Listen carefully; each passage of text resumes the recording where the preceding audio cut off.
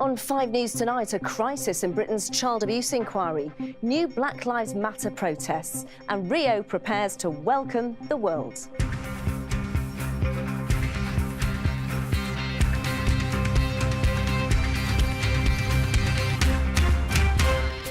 Questions over who will replace Dame Lal Goddard and over who would take the job now. No peace! No justice! No peace! Don't touch me! No justice! Protesters are arrested, saying it's time to act now to get equality for black people in the UK. And hunting a killer decades on, police make a DNA breakthrough in a Bristol cold case. Also tonight, countdown to the Rio Olympics. The opening ceremony is later tonight. How will Britain's heroes perform this summer? 2 of our greatest sporting stars, Roger Black and Dame Kelly Holmes, will be with me in the studio. Welcome to 5 News Tonight. I'm Danny Sinha. It's the investigation that's supposed to deliver long-awaited justice for so many people. Now survivors of child abuse say they've been let down again after the 3rd chair of the independent inquiry in England and Wales resigned. Dame Lal Goddard's shock announcement comes just 2 years after the inquiry was set up. To this day, though, not a single piece of evidence has been heard. One survivor has told us he's filled with sadness and needs to know the full truth about why she stepped down. Here's Peter Lane. The first head of this inquiry, Baroness Butler-Sloss, quit. Then her replacement, Dame Fiona Woolf, stepped down too, both over questions about perceived links to the establishment. Now Dame Lal Goddard has also resigned, little more than a year after she spoke about the scale of the role she'd taken on. The task ahead of us is daunting. The sexual abuse of children over successive generations has left permanent scars. Today, Dame Goddard said taking the job had meant relinquishing my career in New Zealand and leaving behind my beloved family. She cited a legacy of failure around the inquiry and said, with hindsight, it would have been better to have started completely afresh. So where does this leave the survivors of abuse? Decades ago, Reverend Graham Sawyer was abused by a church bishop who was only recently jailed. Graham's still waiting to give his evidence to this inquiry. I'm filled with sadness about this, but we've got to pick ourselves up and make sure that someone competent is appointed soon. But she took this on. She knew that it was going to be at least 5 years. There must be a bigger reason behind this. Why she's resigned, and we've got to find that out. Dame Goddard's resignation comes amid reports she spent 3 months overseas, working and on holiday in the first year of her £500,000 job. Her decision to quit will prompt speculation of friction within the inquiry. She's been asked to appear before MPs to give a fuller explanation. She seemed to say that there should have been changes made from the old inquiry that they didn't do.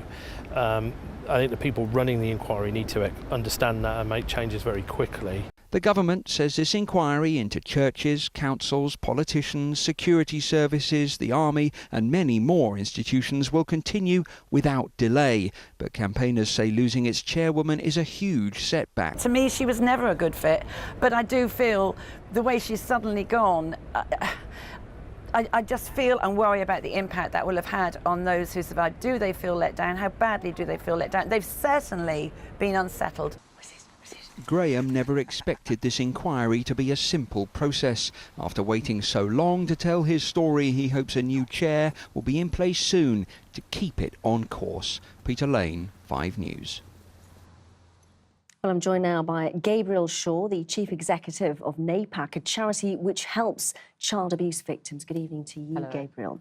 How difficult is this going to be for abuse victims to see another person, the third judge has resigned? It's going to be very difficult, and already we've seen a whole range of reactions and emotions, from anger, from confusion, disappointment and fear. And by fear, I mean what happens next, what's going to happen to the inquiry.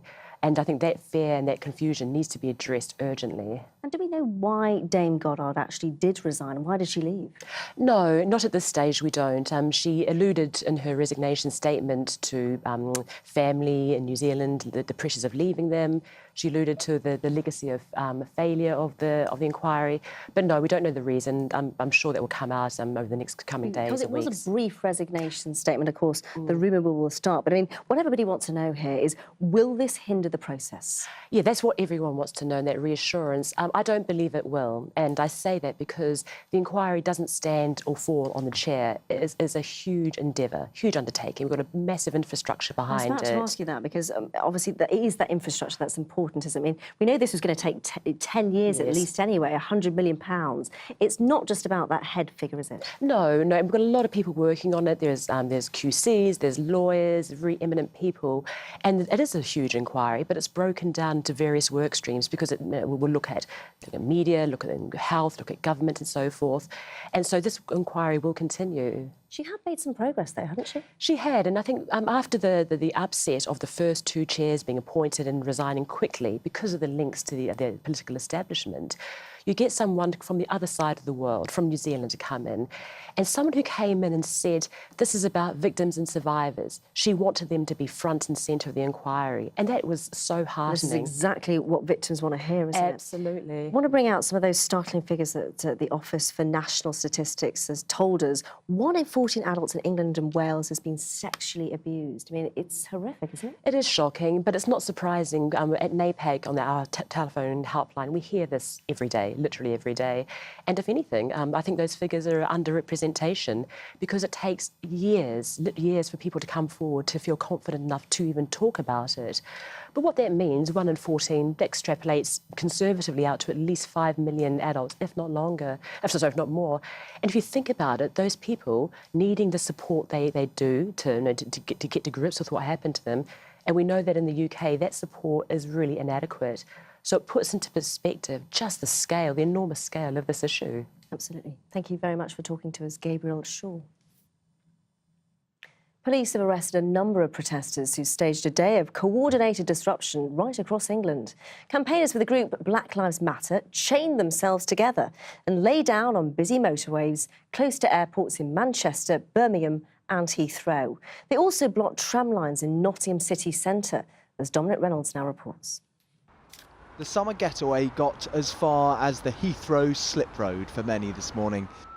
A few committed people chained together a few miles from the airport. No justice! No peace! Announcing a US movement has landed in Britain. Black Lives Matter! Black Lives Matter!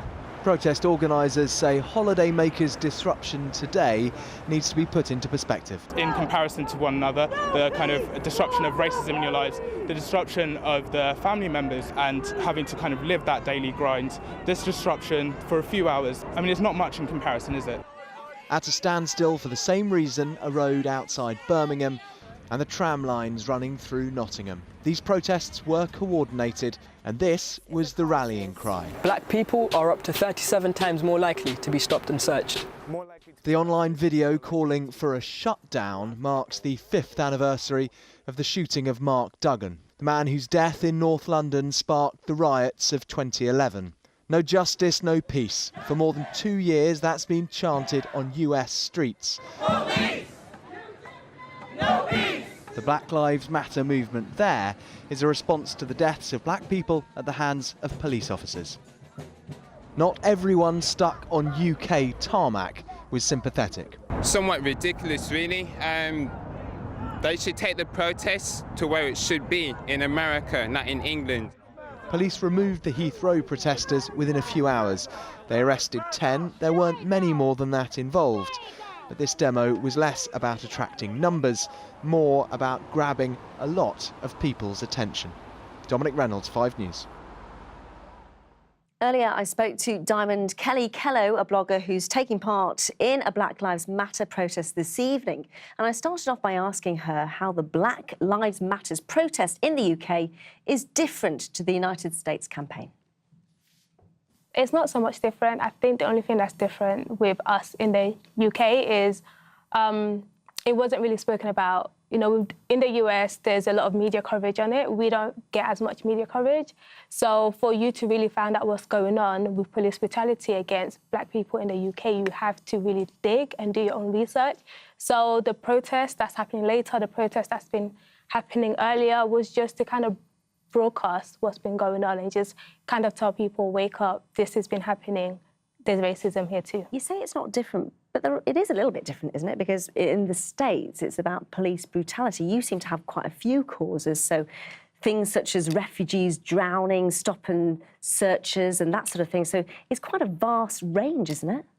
Yeah, I think so. But I think with the States, like I said, the only thing that's different is there's been a lot of media coverage. There's police brutality happening here all the time. There's instances where you can even go and Google it, where people have died at the hands of the police over here. So the only difference is that they've gotten a lot more coverage over the past years, whereas with us, it's been brought to light just now. OK, so in that sense, do you think it's been more hidden? Yes. OK, and what are you trying to achieve then? How are you going to get the public to embrace what you're trying to tell them? We're just trying to get the public to be more aware to racism. We're trying to get the public to be more aware with the injustices that's been happening around. So the protesters, especially what you guys saw today in the morning, wasn't to, you know, cause inconvenience. It was just to show you guys, this is what we go through on a daily basis. The anger that you felt, this is what we feel every time we have to watch somebody on the TV who look like us get murdered. So that's what we're trying to achieve. We're just trying to get people to wake up and understand that systematic racism is happening in the UK as well. So you would say that the protests today have been a success then? I think so, yes, because we're talking about it. So at what point then do you arrive at the understanding that you think, actually, our work is done here, people have got this, they understand what we're on about? I don't think it stops at people have gotten this. And I know for me personally, I think it's something that we all have to work at as a community together. What's the end goal? The end goal is to see Black people as your equals. You know, Black Lives Matter is not to say, you know, white lives don't matter or we're against police or we're against anybody else.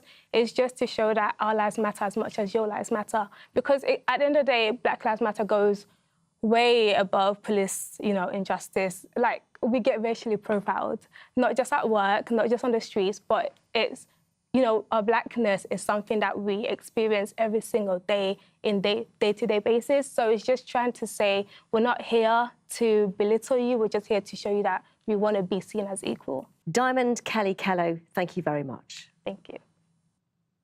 Tens of thousands of passengers on one of Britain's busiest rail services are facing a week of misery after attempts to avert strike action failed. Talks between Southern Railway and union bosses ended in the last hour without agreement. It's all over a bitter dispute about the role of conductors. Union members will walk out for 5 days starting on Monday. The pilot and co-pilot of a cargo plane have escaped injury after crash landing in Italy. The jet overshot the runway in bad weather at Bergamo Airport and skidded onto a main road. No one on the ground was injured, though. The wreckage is now being taken away and the airport has since reopened. Labour leader Jeremy Corbyn has been criticised for nominating Shami Chakrabarti for a peerage weeks after she led an inquiry into anti-Semitism in the party.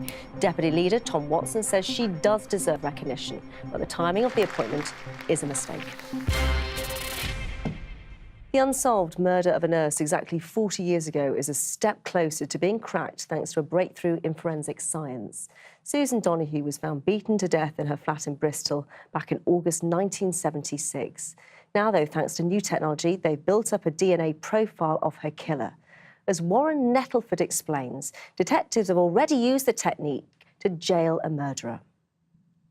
Blood-stained gloves, a tobacco tin and a truncheon. The main pieces of evidence detectives in Bristol have relied on to solve a murder from 1976. 44-year-old Susan Donoghue worked as a ward sister at a nearby hospital. On an August evening, her partner returned to find her body in bed. 40 years ago, Susan Donoghue was murdered here at her flat in Bristol. Despite an extensive police inquiry, her killer has never been caught.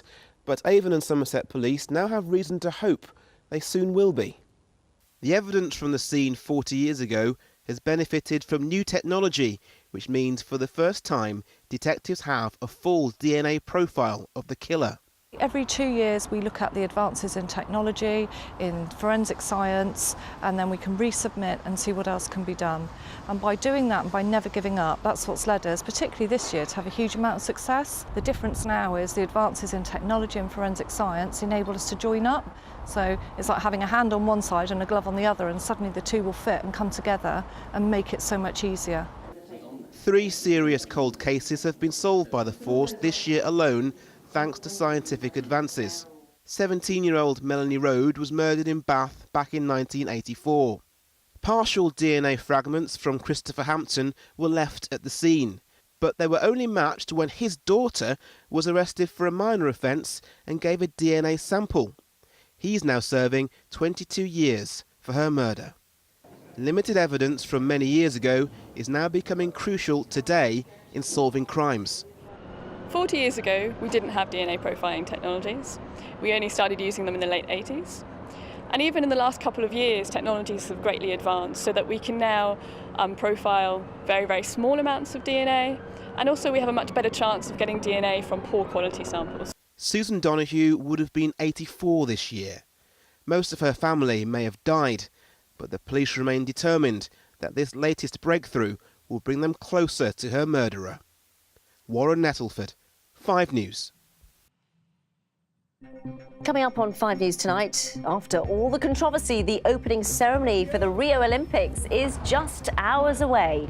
We'll be looking at Team GB's chances. We'll see you after the break.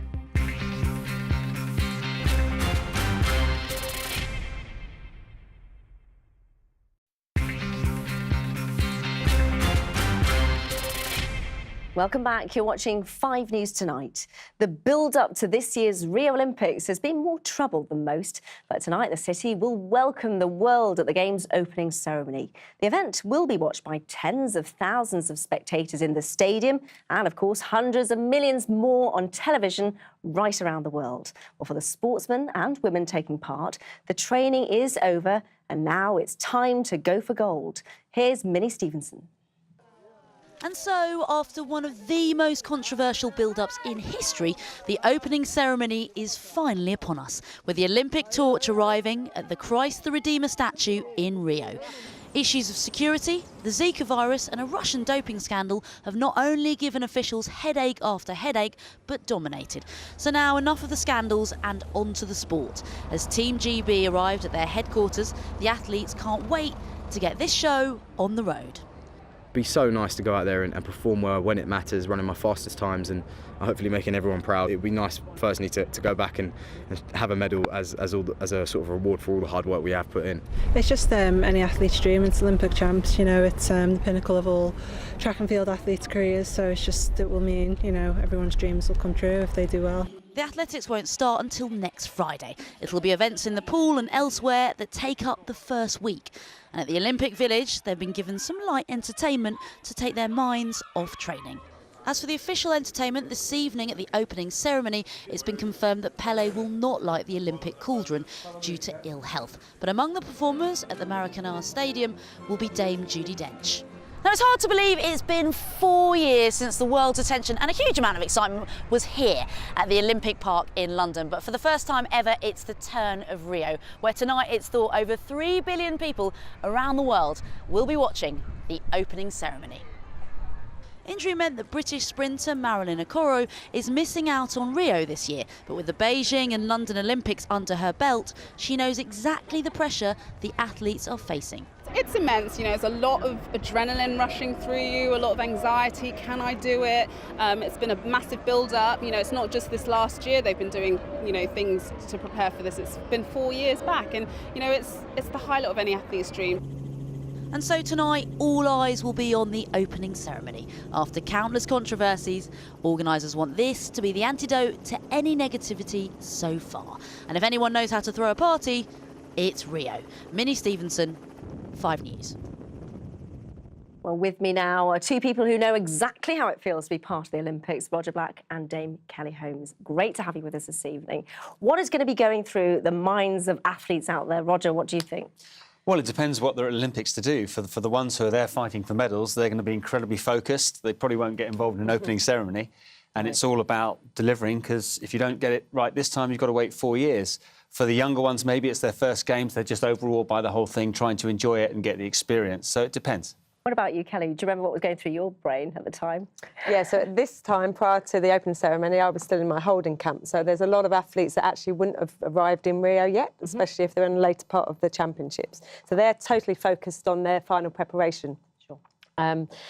Me personally, I was definitely trying to just focus on getting to those games, remaining injury-free. I was in this stage of my life, and I just wanted to kind of focus on what I was doing best with my team and not really worry about what anyone else was doing.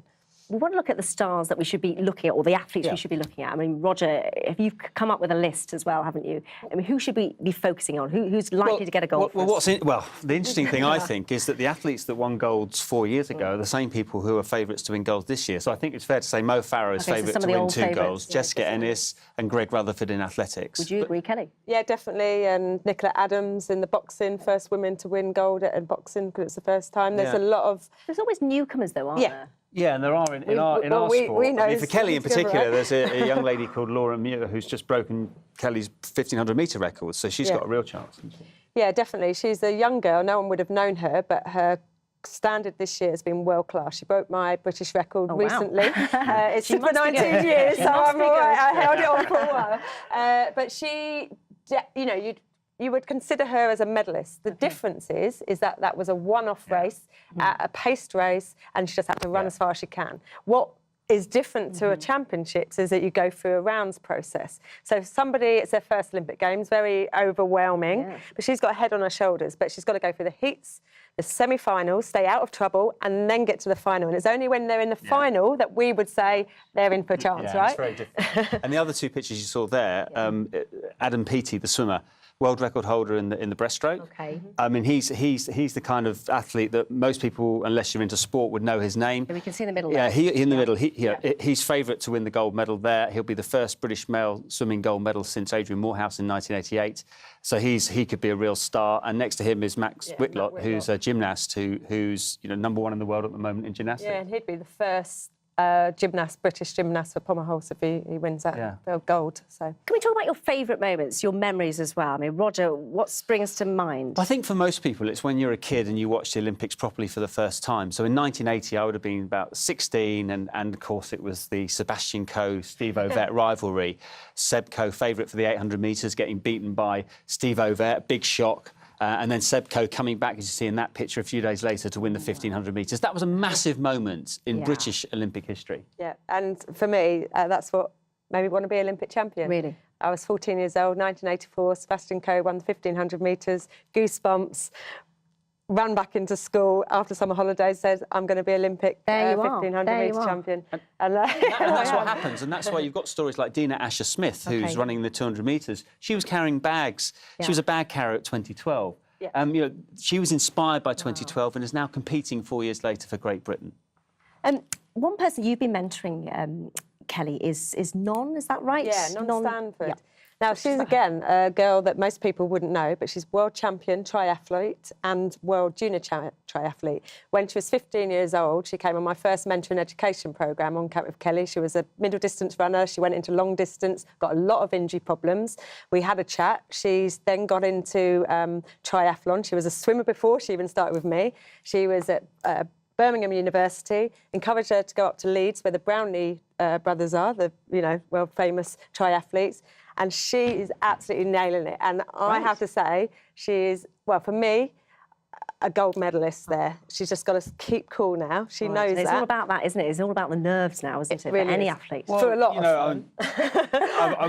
I've always said, when you walk into the Olympic stadium for the Olympic final, it will unravel you if you're not ready. Yeah. And I've been there. I've been there not ready, and I've been there ready. Yeah. A lot of it depends on health. Okay. Not getting injured, not getting ill a few days before. But if you're ready, if you're experienced and you're ready and you take your opportunity, it's the place to do it, as fortunately we both managed to do. Very quickly, Usain Bolt, he's one of the big characters, isn't he, of the Olympics, but some injury worries with him. Yeah, I mean, he's had hamstring problems. He had a hamstring problem in the Jamaican trials. He hasn't run 100 metres at all this year. I mean, if anything, that's the one that I would be quite worried about for him. Sure. And, you know, but 200 metres, he's the big moment guy, isn't he? You know what I mean? Do you know the problem with Usain Bolt is he you can't bet against him. No. And that's the problem. But I think it's going to be a lot closer this year than it's ever been before. But you can't bet against him. No. But that could be a story. We're going to have to leave it. Real pleasure to have you both on tonight. Thank you very much for your thoughts. Thank you. Finally, a little girl whose first steps were more memorable than most.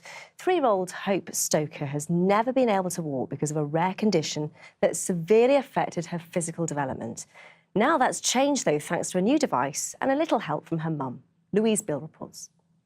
Wow! This is the moment little Hope Stoker first felt what it's like to walk. Strapped to her mum Michelle, the 3-year-old who suffers from a rare condition took her first steps.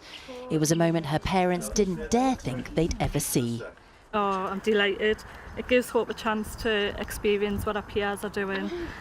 Just being upright, being able to go out walking, she'll be able to kick a ball with us.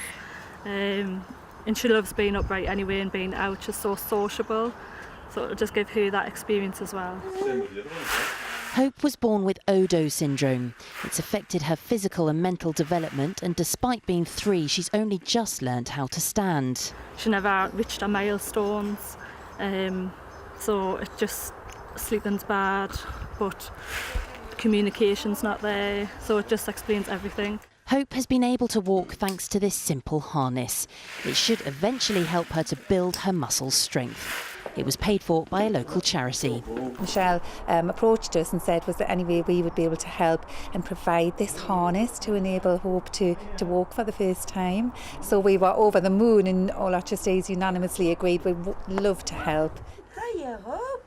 As Hope gets used to her new harness, her family say they're positive she'll one day be able to walk on her own.